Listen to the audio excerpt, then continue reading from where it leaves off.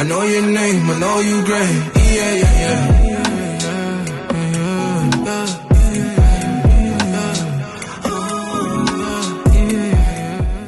Hello, beautiful people. My name is Tshilanda Débora, and welcome back to the All Things Unraveled podcast. I hope your day is going great.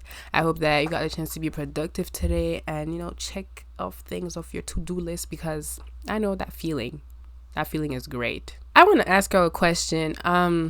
Do you have an embarrassing moment living rent-free in your mind, like every single hour of the day? Do you? Because let me tell you, I do. Okay, I do.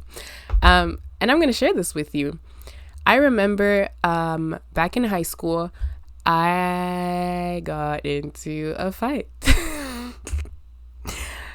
It's not the fact that I got into a fight that is embarrassing. It's the story that comes with it. Okay.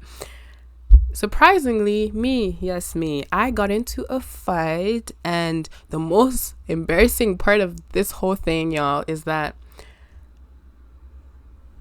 I lost my ponytail. I had a ponytail, I had a high bun, and I got into a fight with this girl, and first thing she came for, girls, we fight, how we usually fight. She came for me, and the first thing she pulled was my ponytail, and 2 seconds in, and I had already lost my hair. That was very embarrassing.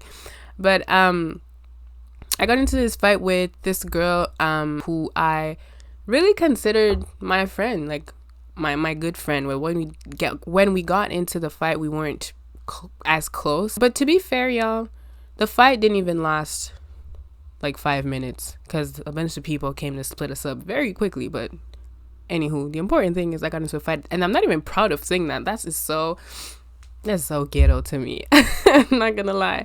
But to get a little bit more serious, I remember that after fighting, it wasn't nothing serious, but I remember when people came to split us up, I was still on the ground. I don't know, fighting the air for my dear life. Because, when you're in the moment, there's just a lot of adrenaline, and you think you're doing so much, you're really not doing nothing. I was over there, I was on the ground fighting the air, and because I thought she was still on me or whatever. And I remember that part specifically. There was her brother who was kicking me. I was on the ground, me, a little teen girl, getting kicked by a whole freaking adult. I think he was an adult by the time. Anywho, we were still in high school, but that image stuck with me for so long and had such a big impact in my life, just because, like, that's not a good position to be in. In that moment, I was too turned to even realize what was happening, or to even feel the way I feel today, with that mindset of, like, you never should have put your hands on me. Well, feet. Anywho, in that moment, I just wanted to kick and punch everything around me. And it took me a long time to realize that there were so many things wrong with that specific scenario. So many things wrong with it, and I'm only sharing a part of it today. Obviously, there's a purpose for this, and I just want to say, disclaimer, that I'm good. I'm at peace with me, just like with them, not holding resentment or nothing. We're not good friends, definitely not, but I don't know where they stand, but I know where I stand. And so, yeah, little disclaimer, this is not to bash anybody and to point fingers and nothing. No names are even being revealed. If you know about this situation, well, good, keep it to yourself. But yeah, just to say that, in that moment, there's a lot of things I lived that were embarrassing, and the first thing was humiliation. I felt extremely humiliated, because to be on the floor getting abused by anybody, really, but to know that, like, I didn't even do anything to you, and you really feel comfortable enough to put your hands on me. I really was embarrassed to live that in front of such a huge crowd, because me, y'all, I've never been the type to, even growing up, like, I've never been the type to show emotions to people or to let people see me in a vulnerable position. I always did everything in order for me to never get to that point where I show myself in a vulnerable light.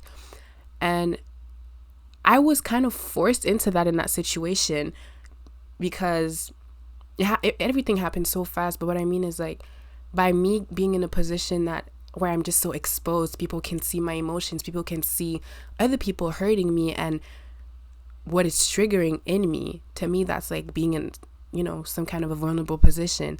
And I couldn't do anything about that because that's what resulted from the situation. I was never like that as a child. I grew up as a stubborn and opinionated and confident child, like to the eyes of others. That was always me. And when I was hurt, even if you were the one who caused the hurt, you would never know. Y'all would never know, because to me, honestly, that was just thugging it out. And that's what I was doing, because I was like, I ain't finna give y'all this satisfaction to let you see that you hurt me. I would never. That was my mentality, and I walked like that for so long.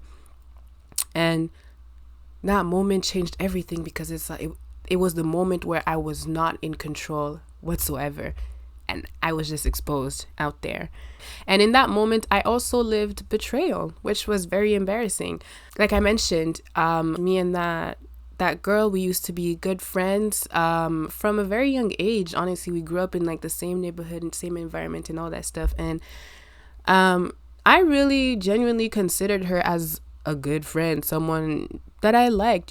I was not fond of everything about her, but I liked her as my friend. I never thought that someone I considered my friend would disrespect me in that way. Never in my life, never in a million years, never thought that.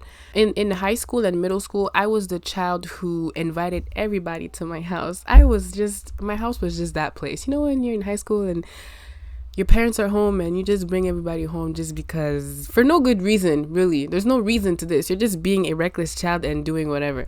Yeah. When you first start high school, you feel like everybody's your friend. But that doesn't mean that I didn't value those people. I did. And so for me, inviting you to my home, letting you into what happens behind closed doors, letting you meet my siblings, and seeing you develop some kind of relationship with them, like, that made me happy. And it still makes me happy to see that, my friends get along with my family, because, like, let's just all be a big family, So for me, looking back, when I thought of the fact that, damn, I genuinely liked you, I respected you, I let you into my home, I let you meet my parents, I let you eat in my house, I let you do all those things, and you're gonna put your hands on me. I felt so betrayed, because I never would have disrespected anyone I claimed to love in that way, but that's just me, right? And so that was a little hard pill to swallow. I'm a little sick. I don't know if you can hear. Sorry if that's like a little annoying, but yeah. In that moment, I was also in shock, okay? Because, please, out of all people, me get into a fight. Not to say that it's because I'm bougie, or not to say that I'm better than anyone or nothing, but it's like, do I really look like a fighter? Like, I'm just not. I don't look like it, and I'm not. That was embarrassing for me, because looking back, I was like, how did I get myself into that position? I was frustrated at myself. I was so upset to know that I acted a certain way that led me to be in that position. To me, that was just something so stupid that I never should have done. And, it was me making in my mind, that was the thought process, that it was me making a stupid decision and putting myself in a position where I got into a fight that led to all this vulnerability, that led to the betrayal created in my heart and the hurt that followed along, because like I mentioned, there was a lot of people involved, including my family. And that hurt me, because I'm very protective and very sensitive when it comes to my family. Like, I just don't like seeing them hurt, and especially when I'm the one who caused it. Like, that's something I vowed myself, like, I vowed to never do again. And if I'm being honest with you guys, that literally triggered something in me, and now I'm like, super and extremely and a little too cautious when it comes to the decisions I make. Even for my own self, like I always have my family in the back of my mind, because to me it's like, okay, every single decision I take is going to affect them somehow, and so I always gotta think of that, which is not bad, but it's just come to a point where like it's just too much. But it's tied to that and much more. I just felt horrible because I felt like if it wasn't for me, they never would have experienced everything they experienced after that situation. They never would have. So like it was my fault. So that was hard, and it was also embarrassing in that way for me. Yeah, the hurt and everything else that I mentioned that I lived in that moment followed me over the years. Okay, I think because of the betrayal, I became less and less caring about other people's feelings. I didn't care as much about like hurting my friends, everybody who you call your friend, by my decisions. I didn't care to hurt them by the decisions I made or the things I said or the way I acted. I didn't care as much. And it's not that I was doing whatever I was doing with the intention to hurt people. It's just that, I don't know, I just wasn't caring like that anymore. I think that was like a result of the betrayal. And my behavior really did affect some of my friendships and did hurt some people that I did love, And it kind of changed the way I opened up to people. And by the way, I'm not saying that this one situation changed me completely. This is one situation amongst so many that played a part into, the girl that you're seeing today, or the girl I struggled to get away from 2 years ago or a year and a half ago. You get what I'm trying to say. But yeah, like I was saying, I built up this huge wall just in general, and I was never able to open up to nobody. That situation amongst many just made me not believe people's intentions, kind of. And that's why I built up that wall, because to me it was like, okay, you're gonna laugh with me today, be all cool and friendly, but I don't know what is gonna make you change your behavior towards me. I don't know when you're gonna flip the switch and decide that you don't want to be my friend anymore. And so I'm building this wall and letting you in on what I want to let you in on, which I feel you deserve to be let in on, because I don't trust you. So it was more the opening up part and letting you in completely into my life and trusting that you will treat me the way I deserve to be treated, and the way I treat you too, and that the love and the friendship was reciprocated, because like I mentioned, I genuinely loved her. And so her putting her hands on me, in my mind it was like, okay, so she never really valued you like that, because you never would have done that. But the reality of it is we all have different minds, different thought process, different hearts. So this is just to say that it brought out some very, very ugly colors of my personality. This is me letting you in on how this event of my life affected me, like my behavior and in my friendships and my self-confidence and all that stuff. But 6 years ago when this happened, I didn't have this mindset, and I wasn't aware of the things I'm letting you in on today. And so that's why I was being so closed off. I was being so rude to people, and I was being disrespectful. And that's why I didn't respect some people as much as I should have, and made some stupid decisions that hurt those people.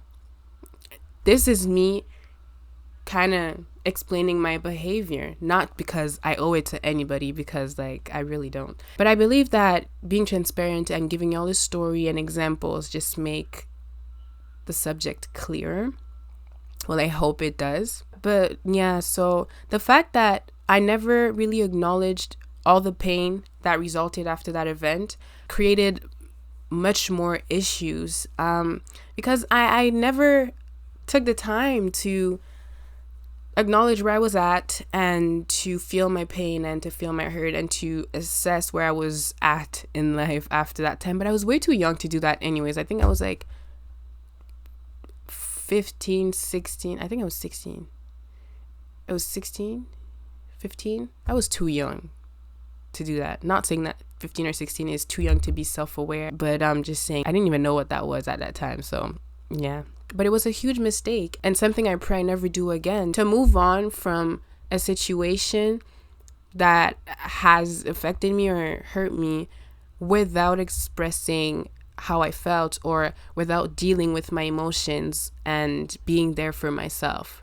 And I'm saying all this to say that, there is a connection between who you are today and your past experiences.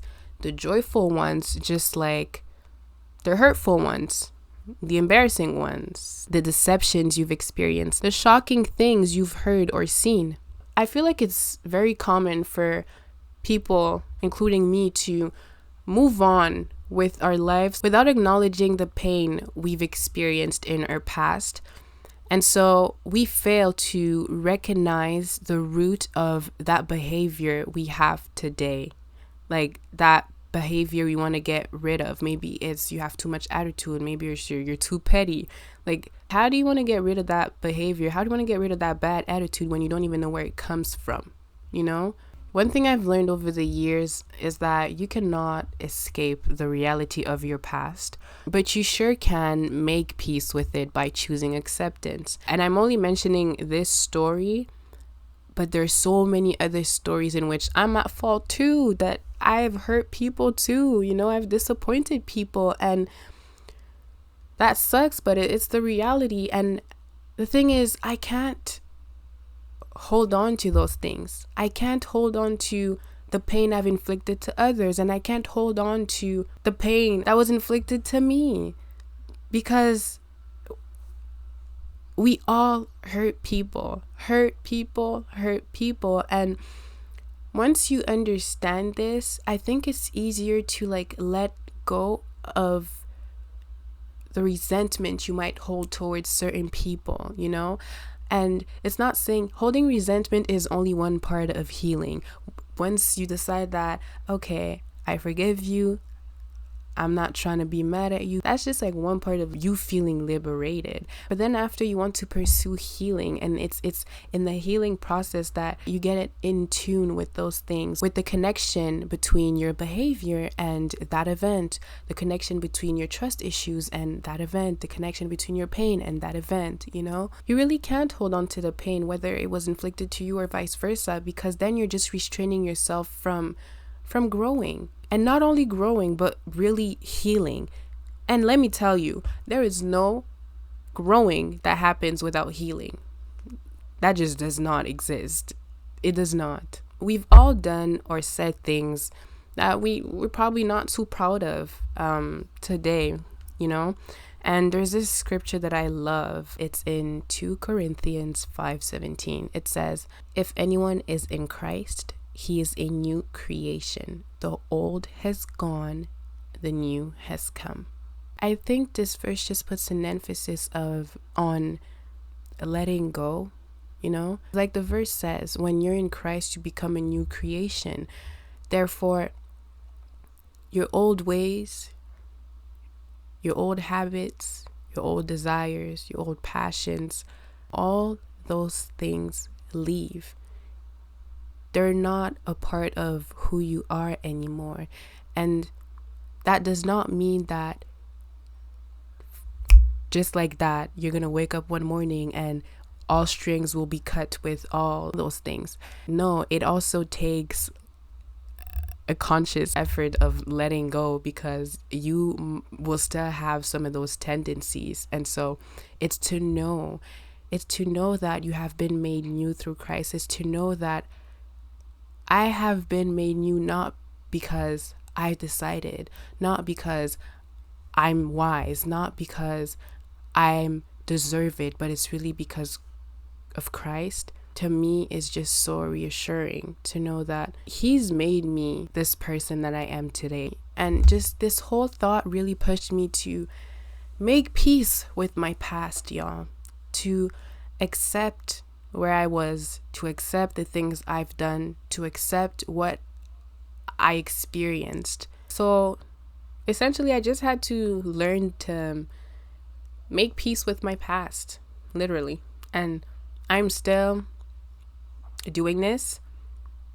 not every day, but regularly, because there's so many unresolved situations in my life, so many, and there are other situations that like I still don't know about. The thing is, y'all, when you have a relationship with God, he really just always shows you stuff about you. Like, he's just always revealing things to you, and he's constantly trying to make us better, grow in our spirits and grow as individuals. And so the growing requires a lot of letting go, and before letting go, you need to understand what you're letting go of and deal with that situation.